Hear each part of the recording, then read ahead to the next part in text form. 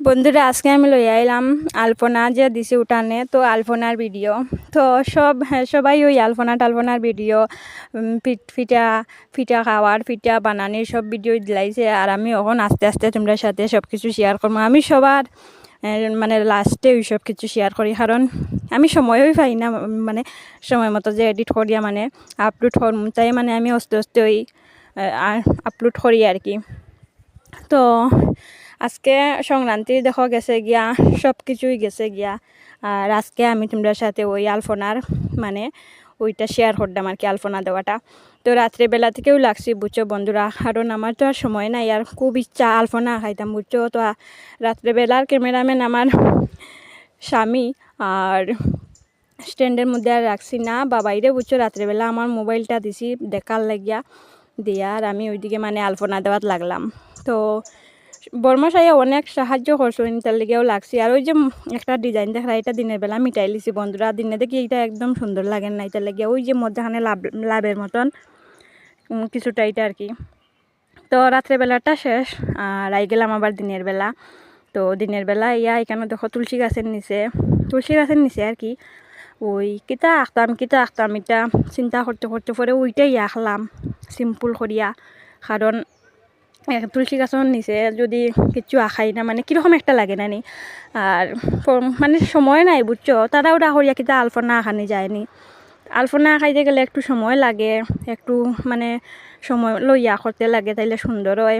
আর আমার খুব ইচ্ছা জানো তো, যেহেতু আমরা বড় উঠান বড় বাড়ি, আমার খুব ইচ্ছা আর কি বড় করিয়া ফুল দিয়া আমি আলপনা আঁকাইতাম। কিন্তু আমার দুঃখের বিষয় হইল আমার সময় নাই।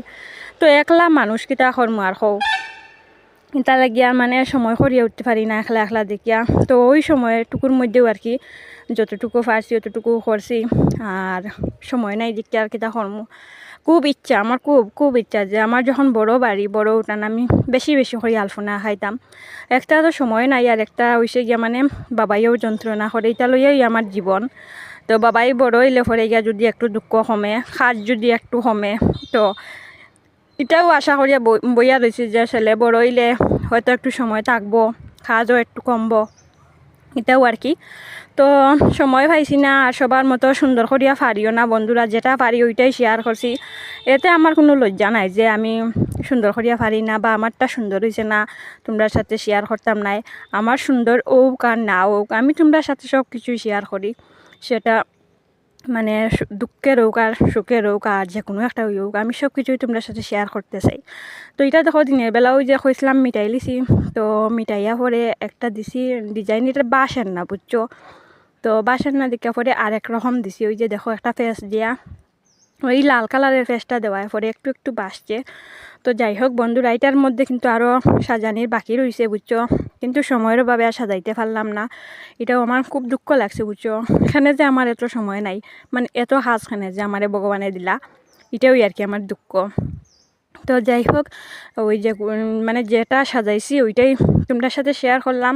তো যেটা হইছে আর কি, তোমরা এটাই হইও যে কীরকম হয়েছে। আর সময় থাকলে আরও সুন্দর করিয়া সাজাইলাম, এটার মধ্যে আরও কিন্তু ফুল দেওয়া যাইব, কিন্তু আমার সময় নাই, একদম সময় নাই এটাও। তো এটা শেষ। তো চলো, তুলসী গাছের নিচেরটা তো আগে শুকাইছিল না, তখন শুকনাটা একটু দেখাই। ওই যে দেখো সাদা হয়েছে এখন, তো সাদা হওয়ার পরে একটু বাসছে, আর যখন সাদা হয়েছিল না তখন বাসছে না। আর দেখো সংক্রান্তির দিনে একটু বুক দিছিলাম তুলসী গাছের নিচে। আর তুলসী গাছের নিচটাও খুব ইচ্ছা আসলো যে সাদা লাল দিয়ে সাজাইতাম, কিন্তু প্রতিদিন তুলসী গাছের মধ্যে জল দেওয়ায় আর কি ভিজা তাকে শুকায় না, এটা লাগে বাসছে না আর কি। তো যাই হোক, অতটুকুই তোমরা সাথে আমার শেয়ার করার আসলো, তো শেয়ার করলাম। জানাইও একটু বন্ধুরা কীরকম হয়েছে, জানি সবার মতো সুন্দর হইতো না। তো চলো টাটা বাই।